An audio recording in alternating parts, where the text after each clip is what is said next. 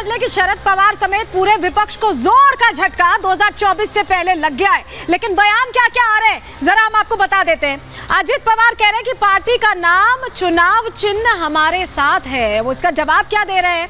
सबका आशीर्वाद सब में सब आते हैं, सब में सब यानी शरद पवार भी आते हैं। सबका आशीर्वाद है, युवा नेतृत्व को आगे आने चाहिए ये कह रहे हैं अजित पवार, यानी उन्हें अब मौका देना चाहिए। बीजेपी के साथ मिलकर लड़ेंगे चुनाव और विपक्ष में नेतृत्व की कमी है ये कह रहे हैं अजित पवार। शरद पवार से फोन पर बात की थी, ये दावा भी किया है अजित पवार ने और पीएम मोदी के काम से प्रभावित रहे हैं। ये बात आज का ही है। वहीं अगर बात करें यहां पर हम शरद पवार की जो जवाब में क्या कहा, एनसीपी किसकी लोग तय करेंगे अजित पवार नहीं, मेरे लोग मेरे साथ खड़े, यानी अब जो भी है उनके साथ वही उनके लोग हैं ये कह रहे हैं शरद पवार। पार्टी का विस्तार करने की बात भी कह रहे हैं क्योंकि एनसीपी तो हाथ से जाती दिख रही है, पार्टी का विस्तार करेंगे ये कह रहे हैं। हम बीजेपी के साथ नहीं जा सकते, जहां अजित पवार कह रहे थे कि हम बीजेपी के साथ खड़े। खड़गे ममता का फोन आया क्योंकि ये कह रहे थे अजित पवार की विपक्ष बटा हुआ है, तो यहां ये बता रहे हैं कि खड़गे और ममता का फोन आया, अजित से कोई बात नहीं हुआ। अजित पवार कह रहे थे कि बात हुई है। पीएम भ्रष्टाचार वाले आरोप जो लगा रहे हैं, परिवारवाद वाले जो आरोप लगा रहे हैं वो गलत है ये भी कह रहे हैं। तो ये हमने आपको बताया किस तरह से एक दूसरे के बयान को काटने की कोशिश हो रही है। लेकिन अब बड़ा सवाल ये बनता है कि बुधवार को देखिए रिपब्लिक भारत पर हमारे चैनल के एग्जीक्यूटिव एडिटर, हमारे चैनल के एडिटर इन चीफ, तमाम लोगों ने ये बात कही थी और एक इंटरव्यू खास तौर पर हुआ जिसमें ये बात कही गई editor in chief Arnab Goswami से सवाल पूछने पर कि अभी कुछ नहीं बताएंगे। मुस्कुराकर बार बार उस सवाल को कहीं ना कहीं डाइव ऑफ करने की कोशिश की, लेकिन बुधवार को जो संकेत मिले उसका यहां पर परीक्षण रविवार को हो गया सियासी लुटफेर के जरिए। कैसे, इस रिपोर्ट में देखिए।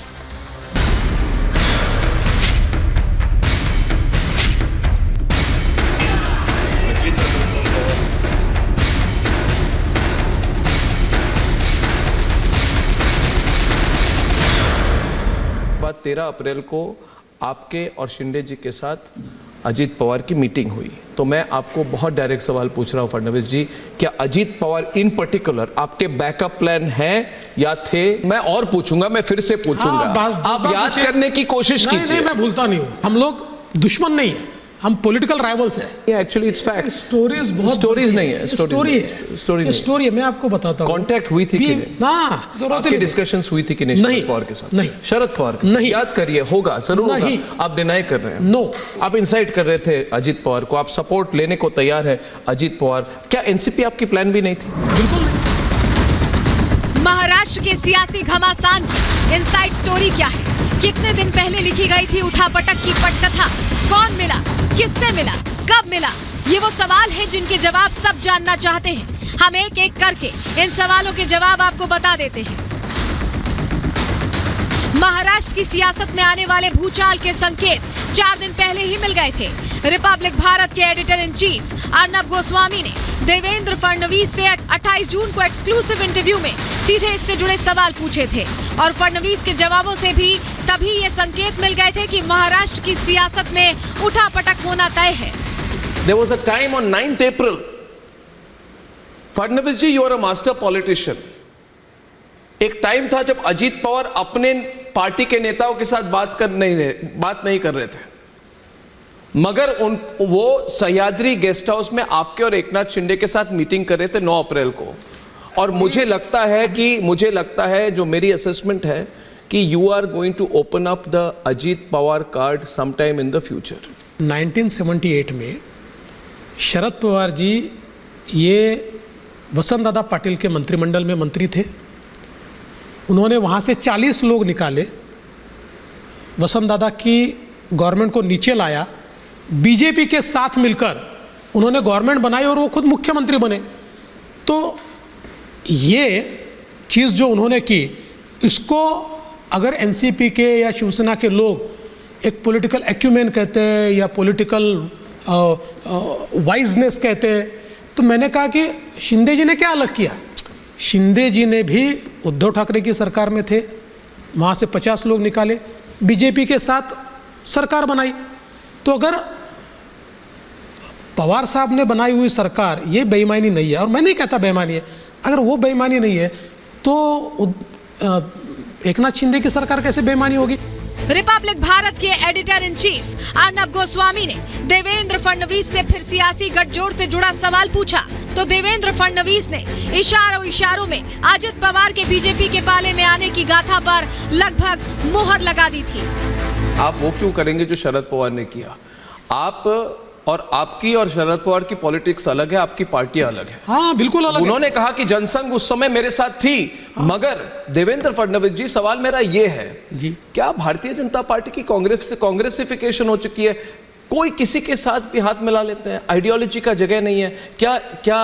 अगर आपने जब अजित पवार के साथ सरकार बनाई, एक है कि आपको किसी ने धोखा दिया तो आपको बनाना पड़ा, मगर वो कंपल्शन है, क्या वो अच्छी सिचुएशन है? पॉलिटिक्स में आपको जिंदा रहना पड़ता है। आप आइडियोलॉजी तभी अपनी इन्फोर्स कर पाओगे जब जिंदा रहोगे।